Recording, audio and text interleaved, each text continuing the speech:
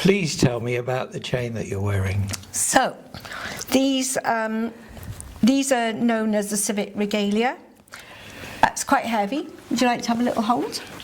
My gosh, it is heavy, isn't it? Isn't it? Yeah. Yes. So, and it weighs just over 2.2 kilos, something like that. But it's made of, it was specially commissioned by Frank Ash Yeo, who was the mayor of 1874. And he had such a wonderful year that he wanted to give Swansea something to remember him by. And so he had this chain specially commissioned by a jeweller in London. And it was to be made of gold, silver and platinum, which is where it gets its weight from. And he wanted everything on here to be a symbol of Swansea. So we have so it's in two parts. It's a pendant which clips on to the main chain, so I could lift it off. And it's the pendant that is the heaviest. And then we have a shield on the front of the pendant, which signifies Swansea Castle, and the osprey with a fish, because the osprey has been long associated with Swansea. And then we have the lion, which is part of, it was a symbol of the de Brios family. And this, when you read the description, but I'm not quite sure whether they've got it right, because when you read the description, because I thought this was a cat, but it's described as a dragon, but I don't think it looks anything like a dragon, does it? It does look like a cat, and I wondered if I was, but then the feet look a little bit like dragon's feet. Yes, they do. So I wondered whether it was some sort of like mythical, I mean, dragons are mythical, aren't they? But whether they put some sort of like license on it to be able to think, well, they've got a lion on one side, that they needed a cat-like dragon on the other. And then as we go round, you can see the maritime. It needed to bring out the maritime heritage of Swansea. So we've got the white pennants, which would be off the top of a sailing ship, and they have inscribed into them Floreat Swansea, right, which is May Swansea Flourish. And we've got the anchor, which if I turn over you can see the back of the anchor on the back here.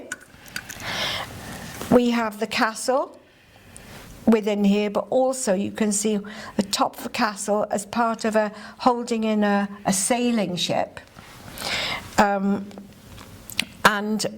the orb and the mace that are on top are replicas of the original orb and mace that are held in the Guildhall and were built, they were made in 1753, but they come out now for ceremonial occasions. Right. So inaugurations, they will be carried by two mace bearers who are very smart in their uniforms, and on the Lord Mayor's Christmas carols concert in St Mary's, which is now known as the Minster. So they come out there. And then as we go down, you can see that we have this splendid fellow on the front, which is Svein. And as we all know, Swansea was known, we called Swansea after Svein, but it was Svein's eye. And if you look very closely at this very handsome guy, you'll see that there are two eyes, but one of them is slightly dented, it's out, because during the battle, when Svein and his Viking crew came in, one of his eyes was shot out, a little bit like Harold. Yeah. So, which is why they then called it Svein's eye. So, and the children are always fascinated when I tell them that story. And I think I said to you about the inscription on the back, which Frank Ash Yeo gave it to the city then to be worn for the first time, or was a town then, in 1875. So I'm actually the 150th person Wow. to wear this chain. That's amazing. You know, these wonderful ceremonial. And then also around the chain. Yeah, so as you go around, so there are there's 20 links, all held together by S's to signify Swansea. Mm-hmm. These two sort of battle axes up here are to signify, it's Roman to signify authority. And the 20 links are double-sided.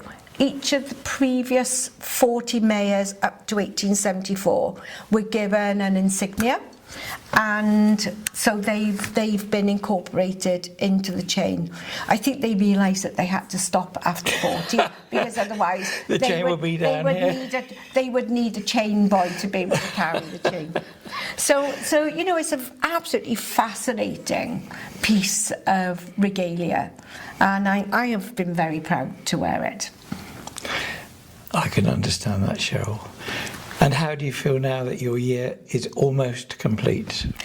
I feel very grateful to have had the opportunity, because I'm not sure if you're aware, but in Swansea the opportunity comes to, it's not a vote of a Lord Mayor. From 2004 we changed the council constitution to respect the fact that a Lord Mayor is it's statute from royalty, so from Queen Elizabeth. So in 1988 she bestowed the position of a Lord Mayor onto Swansea to celebrate the wedding of Prince Charles at the time, and that was the gift of Swansea, having given Swansea the city title some years before. And and Lord Mayors are non-political. They cannot be, even though they are a councillor, have to be a councillor to be a Lord Mayor. You cannot be political during your year of tenure.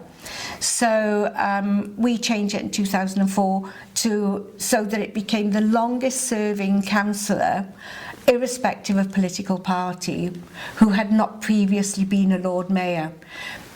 That went in because you can only ever be Lord Mayor once. So hence my gratitude of having been privileged after 22 years as a councillor to be able to hold the title of Lord Mayor. And so yes, it's been a huge privilege. Also, a little known fact, as I've been telling people, is that there are only 28 Lord Mayors in the whole of the UK, if we exclude Scotland. Scotland have Lord Provosts, but Northern Ireland, England and Wales have Lord Mayors, only 28 of them, only 2 in Swansea. So I think the prestige that gives the city is huge, and I wish that we were able to make a lot more of it, because I do think that, you know, people come here. When I've had visitors from out of Wales, out of England, because we had the High Commissioner of Fiji who came here, and he was absolutely delighted to be seen by the Lord Mayor. So, you know, I was absolutely delighted to be able to welcome him, because he was on his way to a rugby match because Fiji were playing Neath.